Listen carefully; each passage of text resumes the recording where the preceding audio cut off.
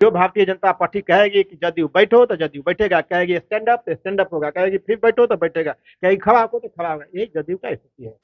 नौकरी शब्द ये लोग सुना होगा तो तेजस्वी जी के माध्यम से सुना है और वही को रिपीट कर रहा है। बिहार 20 वर्षों में पलायन सबसे ज्यादा बिहार से, गरीबी में बिहार सबसे आगे, बेरोजगारी में बिहार सबसे आगे, पढ़ाई की गुणवत्ता सबसे खत्म बिहार में। नीतीश जी प्रधानमंत्री जी के गोद छू के आशीर्वाद लेते हैं।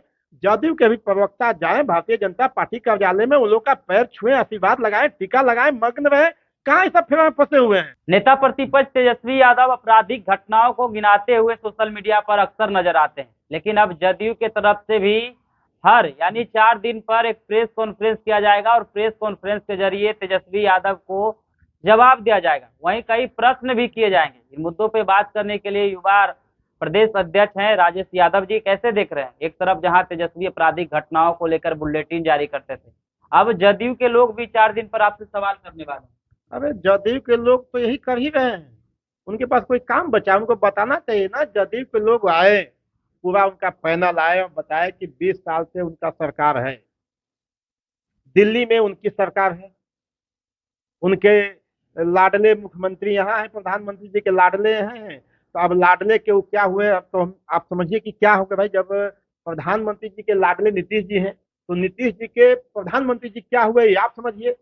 लेकिन उन्हीं के प्रधानमंत्री जी के नीचे काम करने वाली एजेंसी नीति आयोग भारत सरकार की संस्था ने कहा कि बिहार 20 वर्षों में पलायन सबसे ज्यादा बिहार से,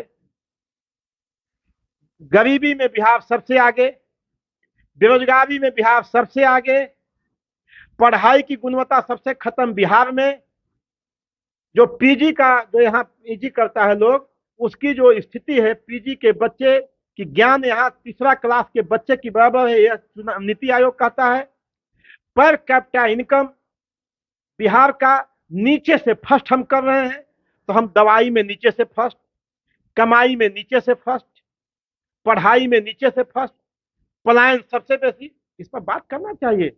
और हमारे नेता आदरणीय तेजस्वी प्रसाद यादव जी ने कल ही प्रेस कॉन्फ्रेंस करके कहा है जी, उनको, उनके नेता को बोला, जो उनके नेता को लाडले बोलते हैं, उनको बोला है कि आप जहां चाहते हैं जगह और समय तय कीजिए, तेजस्वी यादव से बहस कीजिए कि 20 वर्षों ने आपने बिहार का क्या किया।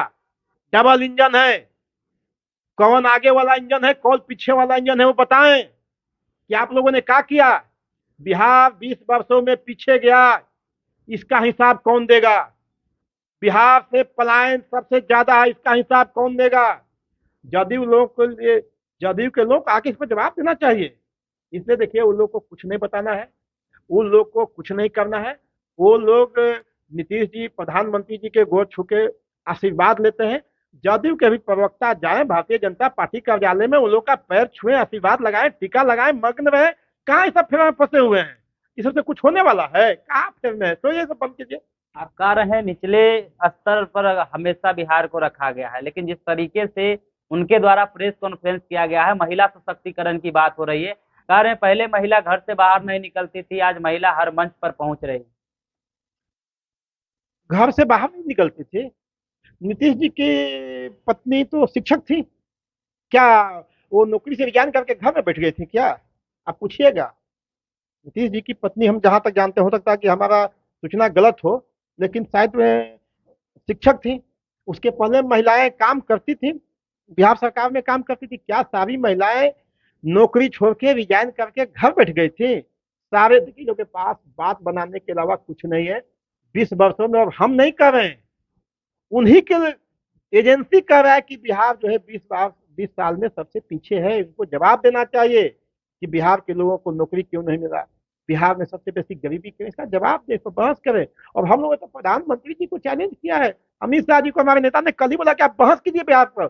और ये अच्छी बात होगी कि एनडीए गठबंधन मुद्दों पर बात करे, कामों पर बात करे, ताकि बिहार के लोगों को कुछ जो है उसका समाधान मिल सके।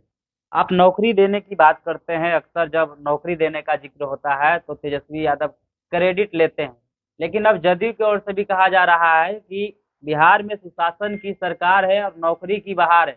नौकरी मतलब नीतीश कुमार। देखिए, वो लोग के पास अपना कोई आइडिया नहीं, वो लोग पीछे लगू लोग है। और बात जानिए कि वो लोग की कोई नहीं है। आपको याद होगा, ये लोग नौकरी देता है, आप लोग भी जानते हैं। ये लोग तो ठेका पर बहाली करता था ना जी। ठेका ना लाया था कि शिक्षक ठेका पर, स्वास्थ्य विभाग में ठेका, ठेका कौन लाया था? ठेका वाला लोग है ना। अरे नौकरी शब्द ये लोग सुना होगा तो तेजस्वी जी के माध्यम से सुना है, और वही को रिपीट कर रहा है। तेजस्वी जी लाए, नौकरी दिलाए, और बिहार की जनता जानती है। उन लोगों को कहने से क्या होगा? बिहार की जनमानस जानती है। कहिए कि मुख्यमंत्री जी से पैर छुआएं, उनके लाडले हैं, उनको ठीक रखें, उनके जो है। लेकिन हम लोगों ने चैलेंज, हमारे नेताजी ने चैलेंज किया है, कहा है कि आप बहस कीजिए। और अच्छी बात है कि बिहार के मुद्दों पर बहस हो, महंगाई पर बहस हो, बेरोजगारी पर बहस हो, पलायन पर बहस हो, कृषि पर बहस हो। कृषि का रोड मैप आपने 3 कृषि का लाया, जो आपने बनाया था। जल नल सब पर बने। आप जिस इशू पर चाहते हैं, बिहार के इशू पर बहस करें। राष्ट्रीय जनता दल बहस करने के लिए तैयार है। हम लोग तो निमंत्रण दिया है, हम लोग ने निमंत्रण दिया है ना कि आप बहस कीजिए।